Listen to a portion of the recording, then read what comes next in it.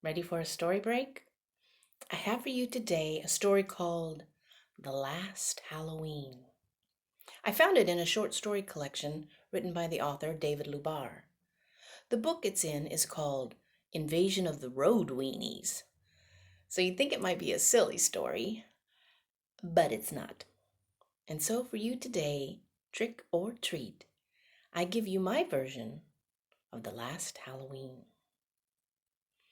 Deborah had said that about last year, that it would be her last Halloween, because what happened while she was out trick-or-treating had been so awful. She was afraid to go back out again.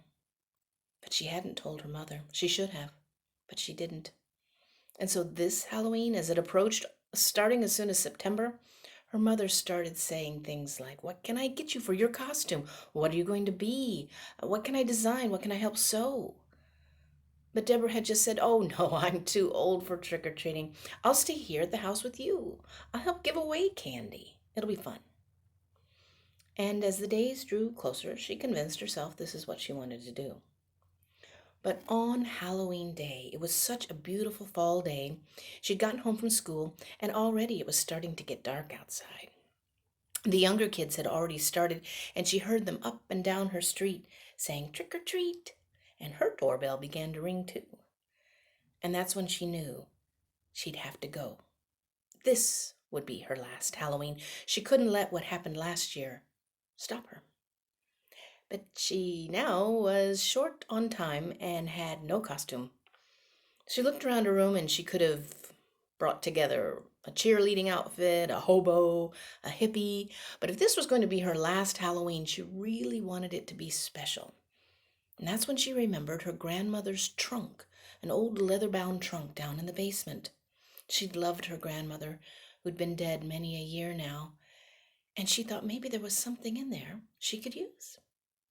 So she went down and cleared around some boxes, and there it was, a leather-bound chest, and it had a gold latch.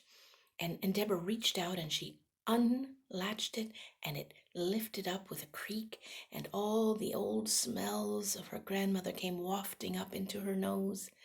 And as she dug around in the chest, she found 3 dresses, nothing else. One was long and black, and she thought she could work with that and do something. And as she began to close the lid after taking it out, she noticed that the chest from the outside appeared bigger, deeper than what she just experienced taking the dress out. And so she opened it again, took all the dresses out, and felt around. And sure enough, at the bottom of that chest was a false bottom, and she was able to pop it up. And looking inside, she saw there were 2 things: a little round pillbox hat, a black hat that she placed on her head, and it had a black lace veil that when pulled down, she could see out, but nobody could see who she was. She liked that. And then the other thing were a pair of long leather gloves. And as she lifted them out carefully, a little piece of paper fell out from among the fingers. It was a yellowed piece of paper, and when she opened it, she saw there, in her grandmother's handwriting, just a little sentiment. It said, "For a very special girl on a very special night." Did her grandmother know all these years later she'd be needing these? Because they were just the thing. And so she put on the long leather gloves, and she put on the pillbox hat, and pulled down the veil, had on the long black dress, grabbed a shopping bag, and headed out the door yelling over her shoulder, "I'm going trick-or-treating after all." And her mother yelled back, "Be safe." And so it was that Deborah, standing tall, found herself out on the streets, ready to trick-or-treat. Last year, she'd gone down a cul-de-sac, and on her way back, 3 teenage boys had blocked her way and stolen her candy, and it was the scariest thing that had ever happened to her. But she decided she would not let it define her. She would not let it ruin this last Halloween. She would own it. And she did. She trick-or-treated at all the families and friends and up and down the streets she knew so well. And towards the end of the night, she came to that very same cul-de-sac, and she felt the fear, but she faced it. As she went down the street, Sure enough, yet another lady opened the door, offered her candy, and said, "Oh my, what an interesting outfit you have on. What are you supposed to be?" And as at all the other houses, Deborah answered, "Oh, just a veiled lady." And round she went the cul-de-sac and started coming back out the way she'd came. When once again, just like last year, there were those three teenage boys. This seemed to be the spot where they lay in wait to steal candy from children. They came out of the darkness, and they weren't even dressed in costumes.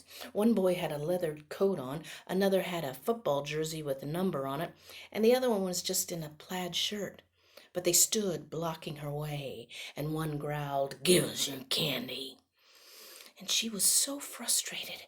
She held up her gloved hand as if to halt them, and when she did so, a strange noise came into the night, as from each one of her fingertips a sharp, needle-like claw protruded from the fingertip. And as she looked down at those boys, the hand and the claws glowed in the light from the lamppost, and she reached out and she struck at the leather coat just deep enough to draw blood. She struck at the numbers on the shirt, and she struck out at the fleeing boy that held all the candy they stole, and the candy fell and dribbled out all down the sidewalk as they ran.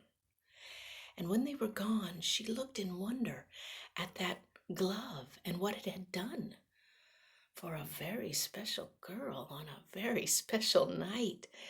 And when the danger was gone, each one of those claws went right back into the glove. It was just a leather glove. Wow, what power. So she trick-or-treated the last couple of houses before going home. When somebody asked her, "Oh, what an interesting outfit. What are you supposed to be?" she said, "Justice." And when she got home and her mother asked her how it went, she told her mother what had happened last year. And she told her a little bit of how she stood up for herself this year. But she didn't tell her about the magical powers of grandmother's leather glove. She kept that to herself. For she said to her mother and to herself, "I will be out there next year. I'll be out there not necessarily to trick or treat. I'll be out there just in case." And so the story of the last Halloween, written by David Lubar and told by me to you. I hope you have a very safe and happy